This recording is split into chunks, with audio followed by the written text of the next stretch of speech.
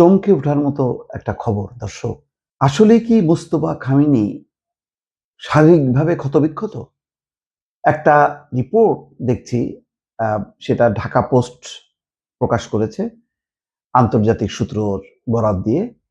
তার শিরোনামটা পড়লেই চমকে উঠবেন। পুড়ে গেছে মুখ, ঠোঁট, প্লাস্টিক সার্জারির প্রয়োজন হতে পারে মুস্তফা খামেনি, যিনি এখন ইরানের সর্বোচ্চ ধর্মীয় নেতা, যিনি আয়াতুল্লাহ আলী খামেনি কয়েকদিন আগে অর্থাৎ 28 তারিখের একেবারে যুদ্ধের শুরুতেই যিনি নিহত হয়েছিলেন, তার দ্বিতীয় পুত্র মুস্তফা খামেনি। তার যেই শারীরিক বর্ণনা পেলাম এই খবরে, সে ভয়ঙ্কর। এই অবস্থার ভেতরেও কি পরিমাণ দৃঢ় প্রতিজ্ঞ যে নিয়মিতভাবে নির্দেশনা দিচ্ছেন। একটা বিষয় নিশ্চিত যে মুস্তফা খামেনি কেন ভিডিওতেও আসছেন না, কেন ভিডিওতে তিনি বার্তা দিচ্ছেন না। তার এই পর্যন্ত যা অল্প কিছু বার্তা এসছে সবই কিন্তু লিখিত। সেখানে কেউ মানে লাইভ কোনো ভিডিও দেখেনি বা রেকর্ডেড কোনো ভিডিও দেখছে না মুস্তফা খামেনি, যে তিনি যে বিবৃতি দিচ্ছেন সেটা ভিডিওতে প্রকাশ করা হচ্ছে। তার কারণ ওই যে খামেনির ঠোঁট, মুখ এবং ঠোঁট দগ্ধ হয়েছে এবং এই অবস্থায় প্লাস্টিক সার্জারি ছাড়া তাকে সামনেই আনা যাবে না। শুধু তাই না, তার ডান পা উড়ে গেছে। তারপরে চিন্তা করছেন, এবং একটা হাত নাকি মারাত্মকভাবে জখম, এবং এই চিকিৎসা, তার এই বিধ্বস্ত অবস্থাটা 11 দিন পর, অর্থাৎ 28 তারিখে যে যুদ্ধ শুরু হলো তার 11 দিন পর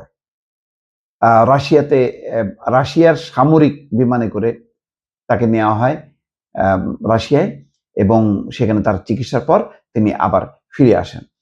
মুস্তফা খামেনির ঘনিষ্ঠ কয়েকজন কর্মকর্তা এবং ইরানি রাজনীতিবিদ আবদুল জেরা দাভারির বরাত দিয়ে শুক্রবার এক প্রতিবেদন জানিয়েছে মার্কিন সংবাদ মাধ্যম নিউ ইয়র্ক টাইমস। সেখানে বলা হয়, মার্কিন ইসরায়েলি বাহিনীর বোমা হামলায় মুস্তফার একটি পা উড়ে গেছে, একটি বাহু অর্থাৎ একটা হাত গুরুতর ক্ষতিগ্রস্ত হয়েছে, মুখমণ্ডল এবং ঠোঁট গুরুতরভাবে পুড়ে গেছে, ফলে কথা বলতে কষ্ট হচ্ছে তার।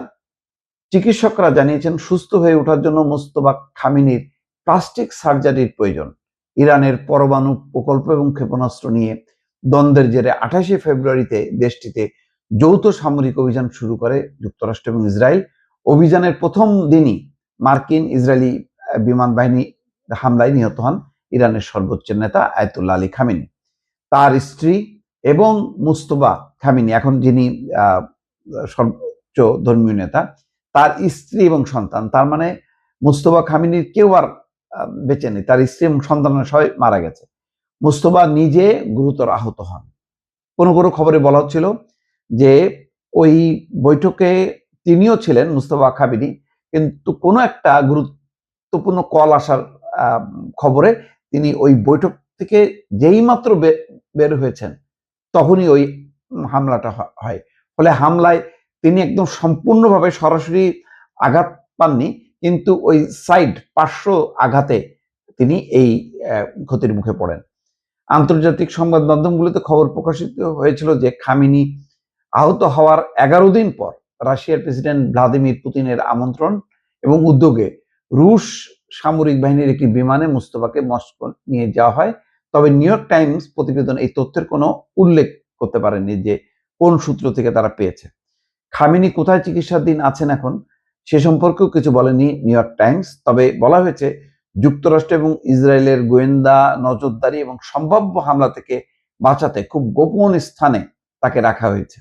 নিউ ইয়র্ক টাইমসের প্রতিবেদনে বলা হচ্ছে, বর্তমানে তার চিকিৎসার দেখভাল করছেন ইরানের স্বাস্থ্যমন্ত্রী এবং প্রেসিডেন্ট মাসুদ পেজেশকিয়ান, যিনি নিজেও একজন হার্টের সার্জন। গুরুতর আহত অবস্থা এবং কথা বলা অসুবিধার এবং চিকিৎসাধীন থাকার কারণে মুস্তফা খামেনির ভিডিও বার্তা দেওয়া বন্ধ রেখেছেন। বার্তা তিনি দেন, তবে সেগুলি লিখিত বার্তা। বর্তমানে ইরানের প্রায় সব সিদ্ধান্ত নিচ্ছেন দেশটির প্রতিরক্ষা বাহিনীর অভিজাত শাখা ইসলামিক রেভলিউশনারি গার্ড কোর। তবে মুস্তফাকে অবহিত না করে সেসব সিদ্ধান্ত বাস্তবায়ন হয় না।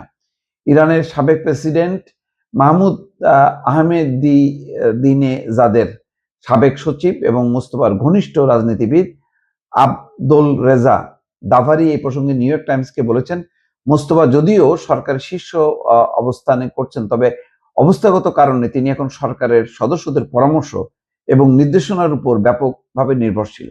ইরানের যাবতীয় সিদ্ধান্ত এখন সামষ্টিকভাবে নেওয়া হচ্ছে। যেহেতু তিনি অসুস্থ, তার পক্ষে এককভাবে কোনো সিদ্ধান্ত নেওয়া হচ্ছে না, সবার সাথে কথাবার্তা বলেই আহ, আহ, তিনি সিদ্ধান্ত নেন। তবে আইআরজিসির জেনারেলরাই এখন দেশটা চালাচ্ছেন, যেহেতু যুদ্ধাবস্থা।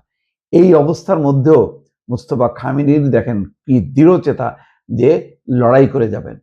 আসলেই মানে যারা যোদ্ধা তারা বীরের মতন লড়াই করেই মরতে চান।